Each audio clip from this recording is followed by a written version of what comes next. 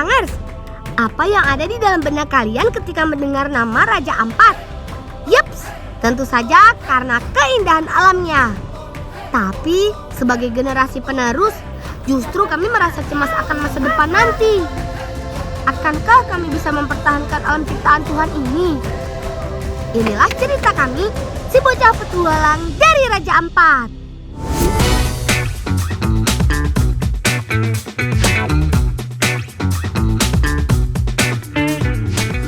Siang ini, anak-anak Kofiau Raja Ampat mau berburu. Namanya juga anak pulau, jadi berburunya pun di laut dong. Hahaha. Aku mau cari posisi yang tepat dulu nih.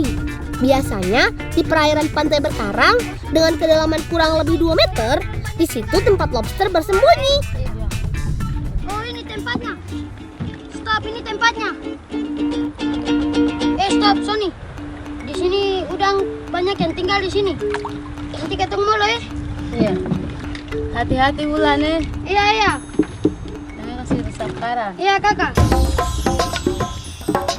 Lobster atau sering kami sebut amut memang hidup liar di sini. Aku dan Carlos akan mencoba menyelam untuk mendapatkannya. Kami sengaja melakukannya pada siang hari karena cahaya matahari sangat membantu penglihatan kami di dalam air. Kata kakak, adanya lobster ini menandakan laut di tempat kami tinggal masih bersih loh. Karena udang jumbo ini jarang ditemui pada perairan laut yang tercemar. Menangkap lobster di laut tidak boleh sembarangan, teman. Tetap harus memperhatikan kelestariannya. Kita tidak boleh menangkap yang masih berukuran terlalu kecil. Nah, menangkapnya kami menggunakan warjam, yaitu alat jerat yang terbuat dari tali pancing dan batang kayu. Ujung tali dibuat simpul untuk mengait kaki atau sungut si lobster. Wah, Carlos berhasil. Aku tidak boleh menyerah.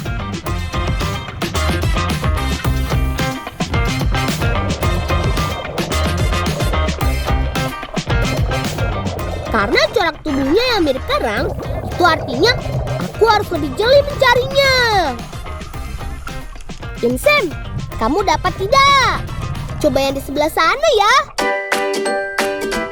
Yeay! Aku dapat nih. Duh, senangnya. Perburuan kami akhirnya membuahkan hasil.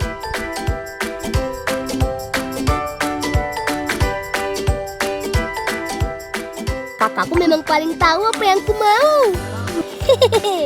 Kakak akan membuatkan menu istimewa dari lobster. Yup, lobster kuah pedas khas Kofiau yang dijamin lezat. Mau tahu rahasianya tidak? Daging lobster rebus dikeluarkan dulu dari cangkangnya. Wulan, jangan kasih rusak cangkangnya, nanti dipakai lagi. Iya, Kakak. Bumbu yang dipakai sederhana kok. Cukup bumbu dapur seperti bawang putih, bawang merah, cabai dan tomat. Kata kakak, bumbu-bumbu ini bisa membuat masakan menjadi lebih sedap. Tak lupa juga daun serai dan cabai besar untuk tampilan masakan lebih menarik. Oh iya, apinya belum. Ada Sony dan Carlos. Mereka paling jago deh kalau urusan perapian. Hehehe. Tinggal tumis semua bumbu halus sampai harum. Aroma rempah-rempah memang juara. Selanjutnya, masukkan daging lobster yang sudah direbus dan dipisahkan dari cangkangnya. Tinggal tunggu matang deh. Sabar ya teman-teman. Oh iya teman, saat menumis bumbu, aroma kuat dan menyengat dari cabai. Biasanya semakin pedas masakan, akan semakin keras aromanya. Untuk menguranginya, bisa dengan menambahkan air. Selain itu, air juga akan membuat bumbu tidak gosong. Aduk-aduk sebentar dan tunggu sampai matang.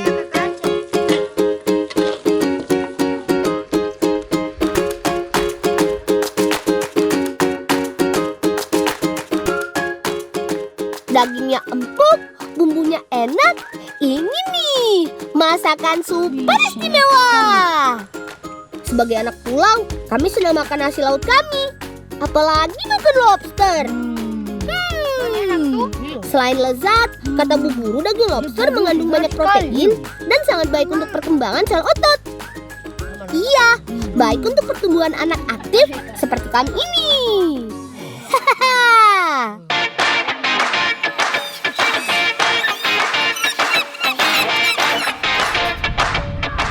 Ayo teman, umpan bolanya. Ini dia permainan polo air ala kami, si Bolang dari Raja Ampat. Bukan di kolam renang pastinya ya, tapi di sini nih. Cara bermainnya gampang banget. Pastikan ada 2 tim yang bertanding. Tim kami dengan tanda ikat kepala berwarna merah dan tim Ance dengan ikat kepala warna hijau. Setiap tim harus bekerja sama untuk mengumpan bola sampai masuk ke keranjang tim lawan. Siap Carlos? Tangkap bolanya! Hore! Berhasil! Tim kami menang 1-0 atas tim lawan. Tahan bolanya teman, jangan sampai lawan lolos. Bisa-bisa mereka mencetak gol dengan mudah. Kami anak-anak pulau sangat gemar bermain air. Kemampuan bergerak lincah di dalam air adalah salah satu ketangkasan yang kami miliki. Ayo bersiap. Sony, tangkap bolanya. Dan masuk. 2-0.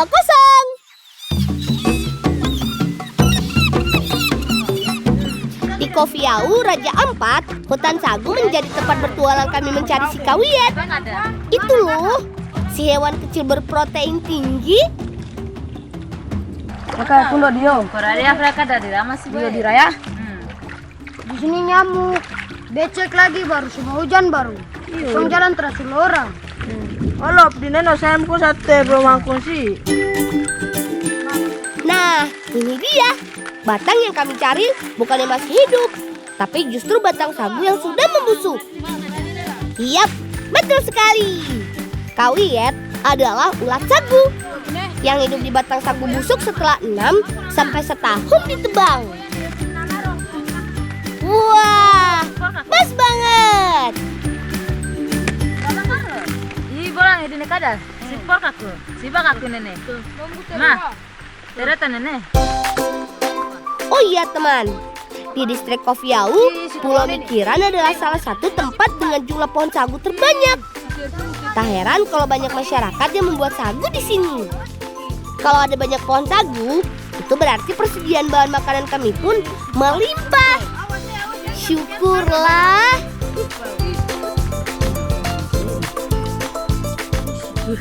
Oh, jangan sampai jatuh. Wih, nedo dan naik bolang. Ibak aku. Olo. Aduh, angkat yang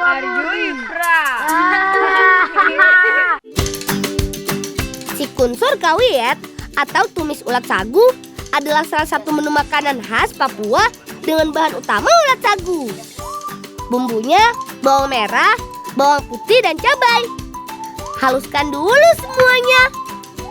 Untuk menambah cita rasa, kakak menggunakan tomat, cabai keriting, garam, dan daun jeruk sebagai tambahan bumbunya. Berbeda dengan bumbu yang pertama, bumbu kedua ini hanya dipotong-potong saja. Katanya sih biar terlihat lebih menarik. Satu yang tidak boleh ketinggalan, ulat sagu dicuci sampai bersih. Karena bagian halus pohon sagu yang menempel pada badan si ulat akan merubah cita rasa. Nah, kalau semua bahan sudah siap, sekarang saatnya mulai memasak. Bumbu dan ulat sagu dimasak di atas wajan. Ingat, karena ulat sagu sudah mengandung lemak, sebaiknya gunakan sedikit saja minyak. Aromanya sudah mulai tercium. Segar dan pedasnya bumbu bikin gak sabar pengen cepat makan. Olo. Aku rasa bisa tidak mau. Tanah kaku. Tanah olo. Tak perlu waktu lama sampai tumis ulat sagu siap disantap. Setelah tomat dan potongan cabai dimasukkan, itu tandanya menu makan kami hari ini telah siap. Makan. Tanah. Nabi menyesal. Ayo teman, Mari kita nikmati hidangan lezat ini. Olop, ayolah. Ini makanan enak. Cicipi dulu. Kamu pasti suka. Oh, kita main apa? Biarpun terlihat aneh, tapi ini enak banget. Rasanya hampir sama kalau kita makan kuning telur ayam. Bolang, gamenya ini enak sekali. Kan, apa aku bilang?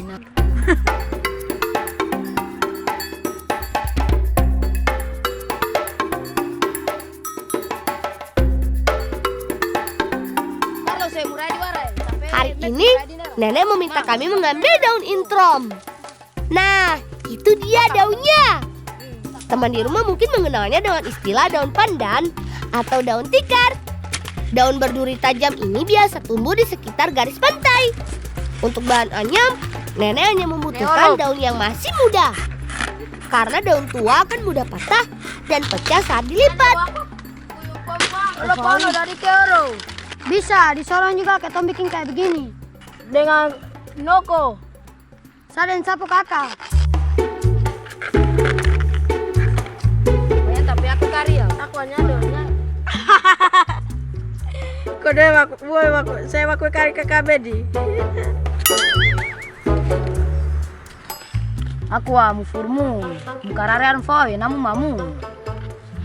Kufur fata unta kumbe nene.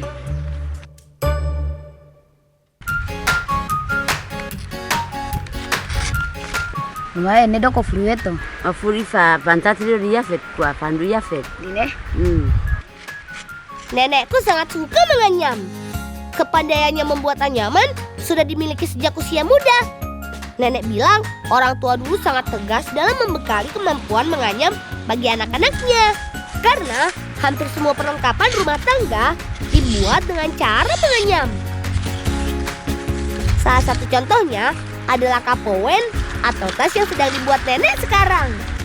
Meskipun terlihat mudah, membuat anyaman memerlukan waktu yang panjang, terutama dalam menyiapkan bahannya. Pertama, pandan harus dipanaskan. Kami menyebutnya kraken. Tujuannya supaya layu dan tidak mudah patah saat dianyam. Selanjutnya, daun dijemur selama kurang lebih 3 hari sampai berubah warna menjadi coklat. Warna ini dianggap sebagai warna alam yang indah. Yup, seperti ini.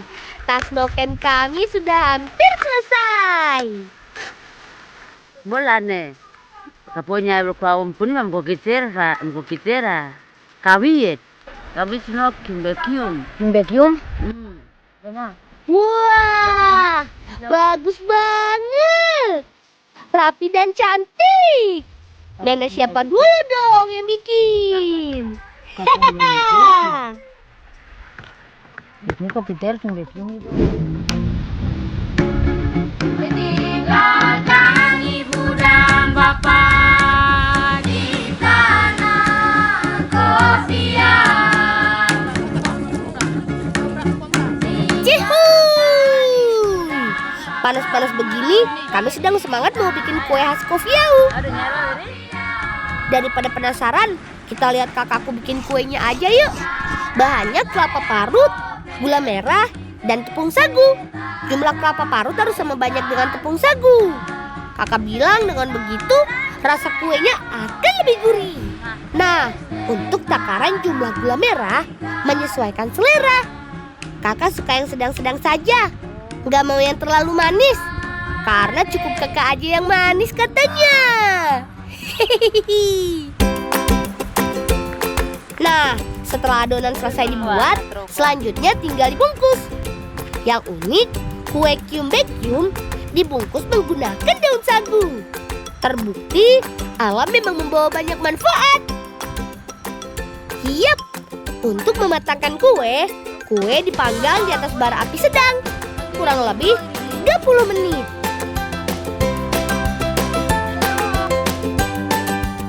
Makan satu kurang, kalau makan 2 kebanyakan. Tapi yang pasti kuenya enak banget. Manis-manis gurih. Pas.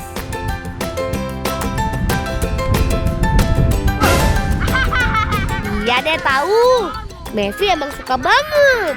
Tapi nggak sedaun-daunnya ikut dimakan juga dong.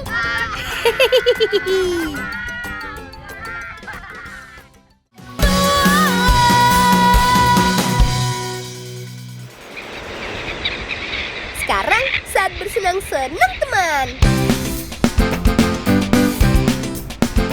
Ayo lari. Hap, lompat. Segar sekali teman. Ayo teman-teman di rumah yang belum mandi, ikut kami yuk. Mandi-mandi di sekitar dermaga Arborek sangat menyenangkan teman. Dermaga kayu atau jeti ini berfungsi sebagai pintu masuk pulau dan tempat bersandarnya perahu. Di bawah dermaga kayu ini banyak sekali ikannya teman.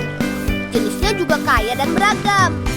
Ikan yang berwarna belang hitam putih ini namanya ikan sersan ekor gunting. Atau nama kerennya sea swordtail.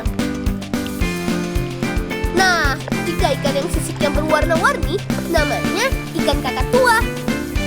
Disebut ikan kakatua karena mulut ikan ini mirip paruh burung kakatua.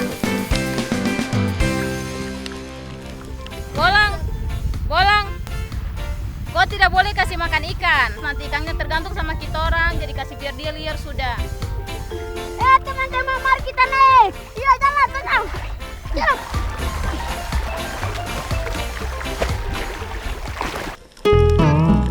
Betul juga apa kata Kausal. Memberi makan ikan akan membuat ikan tergantung terhadap manusia dan lupa pada makanan alami mereka. Baiklah Kak, kami berjanji tidak akan memberi makan ikan di laut lagi.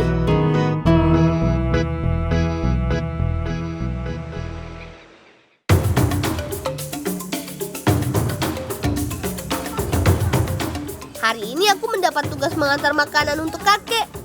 Kakek bekerja sebagai penjaga burung cendrawasih di kampungku. Untuk sampai ke puncak cendrawasih dibutuhkan waktu 1 jam berjalan kaki. Di sanalah kakek bekerja. Nah, itu kakekku teman. Kami biasa memanggilnya Tete Orgens. Tete menurut bahasa kami artinya kakek. Tete sudah lama menjaga burung cendrawasih dari para pemburu liar. Tete, ini makan siang dari nenek. Ya, taruh saja di situ. Kamu pasang itu tempat air minum untuk burung. Ya, Tete. Jalan.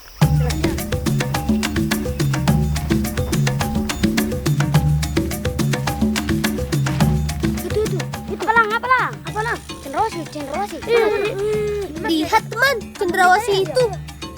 Burung asli Papua ini terkenal dengan keindahan warna bulunya. Karena itulah burung ini banyak diburu. Cendrawasih termasuk burung yang dilindungi teman. Jadi siapapun yang memburunya siap-siap mendapat hukuman penjara. Burung cantik ini hanya ada di Indonesia bagian timur. Kami sangat bangga dengan kehadiran mereka di hutan kampung kami.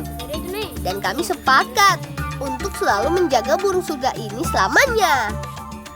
Ayo teman-teman, kita bergegas menuju mata air.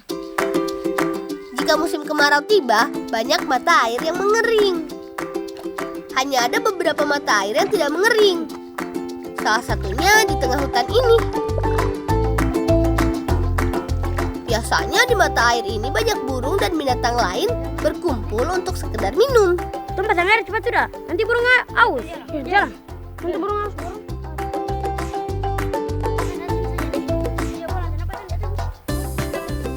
Untuk persiapan memasuki musim kemarau, biasanya kami menyiapkan wadah-wadah air untuk minum burung atau binatang apapun yang ada di hutan ini. Hati-hati bola, nanti air tumpah. Cara memasangnya pun tidak sembarangan teman.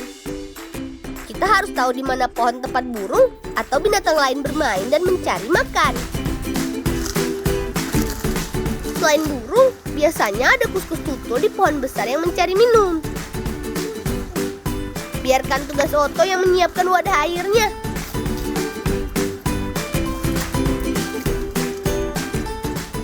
Akhirnya selesai juga tugas kita, teman.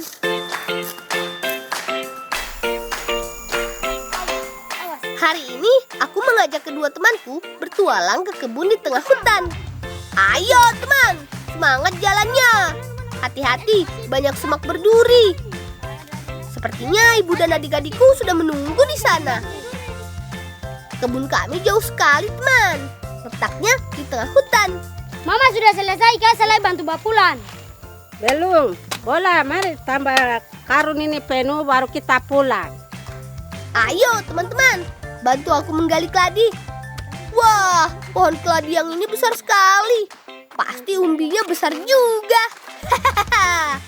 Ciri khas dari keladi adalah daunnya yang besar dan licin. Daun ini mengandung lapisan lilin. Kalian pasti tidak akan menyangka jika asal tumbuhan ini dari negara Brazil.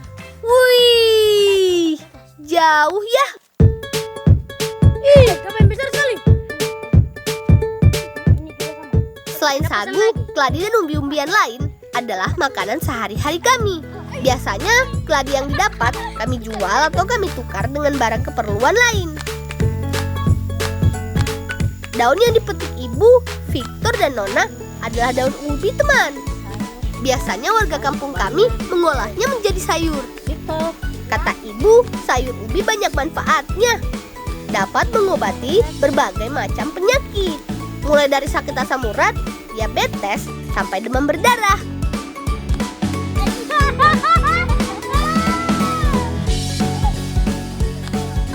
Aduh, Otto ada-ada saja. Temanku yang satu ini memang jahil sekali. Ayo kita tanam, supaya pohon keladi ini menghasilkan umbi kembali. Mari kita kumpulkan keladinya. Halo, Volan. Saya sibuk di hutan. Tapi kok sampai gitu. Bolan, pulang ke ladi ke Om. Ya mama.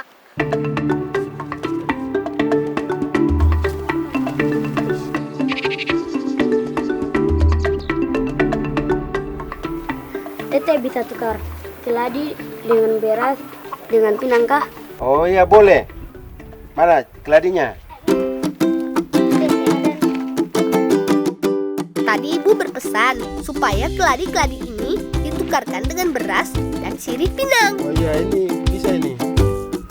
Tukar-menukar barang sesuai kesepakatan seperti ini namanya barter. Kami sudah biasa ke tempat paman untuk melakukan barter. Bolang ini pinang dengan berasnya. Terima kasih. Terima kasih Tete. Sama-sama.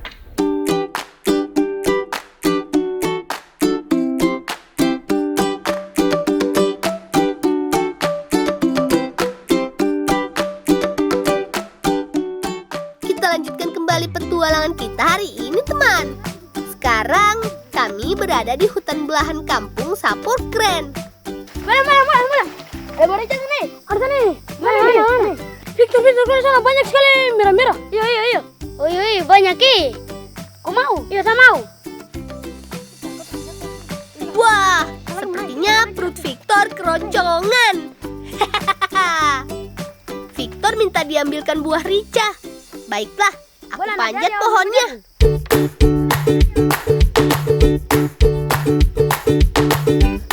Ada satu tuh. Buah pohon ini disebut buah rica karena bentuknya mirip dengan buah rica sebenarnya. Tapi buah rica di Sapurkren ini rasanya asam, teman. Ayo, Victor, tangkap buahnya. Batang pohon buah rica ini walaupun berukuran kecil tapi kuat sekali. Orang Sapurkren menyebut kayu pohon ini dengan sebutan Aymaritan. Ai artinya kayu dan maritan artinya rica. Kayu pohon ini biasa dimanfaatkan untuk membuat tiang atau pagar rumah.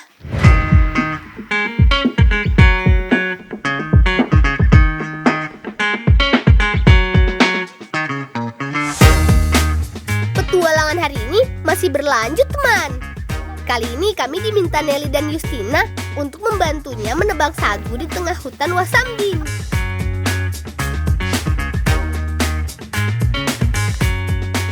Itu dia, Justina dan Nelly sudah menunggu kami. Jangan khawatir, serahkan pada kami. Si pasukan ringan tangan siap menyelesaikan tugas. Biar aku yang menebang pohon sagunya. Kalian bantu membersihkan pelepah berduri yang berserakan saja. Jangan sampai durinya melukai kita.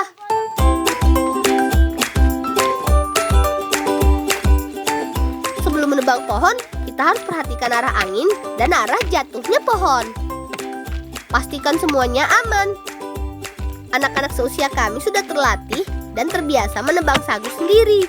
Tapi ingat, kalian yang di rumah jangan mencobanya jika belum terbiasa.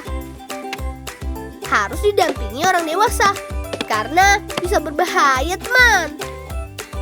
Batang pohon sagu tidak terlalu keras, sehingga mudah untuk ditebang.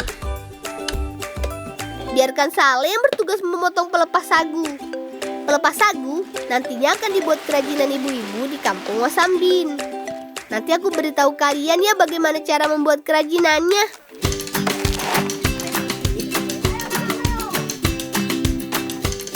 Sepertinya sebentar lagi pohon sagunya akan tumbang. Ayo teman-teman, menyingkir ke tempat yang aman dulu. Jangan sampai kalian tertimpa pohon. Awas! Akhirnya tumbang juga pohonnya. Besar sekali ya. Lang, untung data kita tidak dekat. Kalau kita dekat pasti kita tertindis. Saya mau bawa pelepah sagu ke rumah. Oh iya, pulang nanti saya dengan teman-teman yang ngambil isinya. Ayo, Victor dan Otto, biarkan mereka yang mengambil isi batang sagunya. Kita antarkan dulu pelepah-pelepah ini ke kampung Wasambin.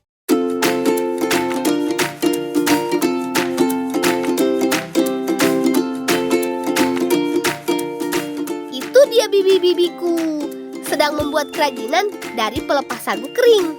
Tante, ada pelepah sagu 3 nih. Oh iya Bolang, pelepah sagunya dibelah-belah kemudian dijemur dulu ya. Iya Tante. Sebelum digunakan, pelepah sagu ini harus dibelah tipis-tipis lalu dijemur. Hati-hati membelahnya, jangan sampai parang melukai tangan kita. Hasil keringnya nanti seperti yang dipegang Victor. Pelepah sagu kering ini dianyam satu persatu untuk menjadi tirai atau senat dalam bahasa kami. Karena menggunakan cara tradisional, pengerjaan satu senat berukuran 2 kali 2 meter dibutuhkan waktu 1 hari. Dalam satu senat dibutuhkan 8 pelepah sagu. Kata Bibi, satu senat besar laku dijual dengan harga Rp100.000. Hebat ya bibi-bibiku ini, bisa menyulap pelepah sagu menjadi kerajinan bernilai. Si Victor nampaknya tertarik sekali ingin belajar membuat senat. Ibuku pasti mau mengajarkannya kok. Yang penting kamu bersungguh-sungguh belajar.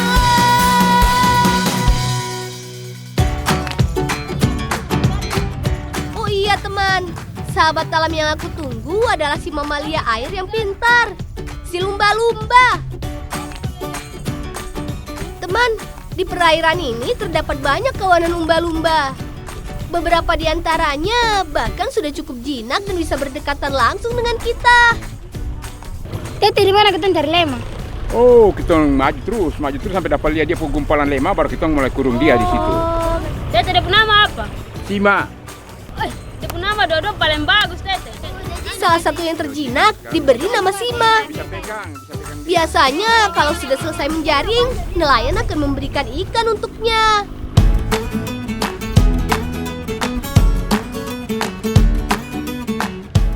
Tuh, dia datang.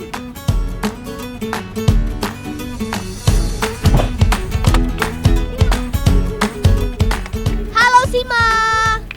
Sima, mari Sima. Makan. Ayo, isi tenaga dulu, biar berenangnya tambah lincah. Bukan. Menurut kakek, Sima tergolong sudah tua. Hal itu ditandai dengan warna putih pada bagian siripnya. Oh iya, Berbeda dengan ikan yang menggunakan insang untuk bernafas, lumba-lumba menggunakan paru-paru sebagai alat pernafasannya. Dan ia mengambil udara melalui lubang yang terletak di kepalanya. Karena perairan bersih dan banyak ikan, makanya mereka menetap di sekitar sini. Coba bayangkan kalau airnya kotor, mereka jadi susah bernafas dan pasti tidak mau tinggal di sini. Tak akan kami biarkan itu terjadi. Untuk itu, masyarakat sangat menjaga kebersihan laut agar kelestarian satwa di perairan ini tetap terjaga.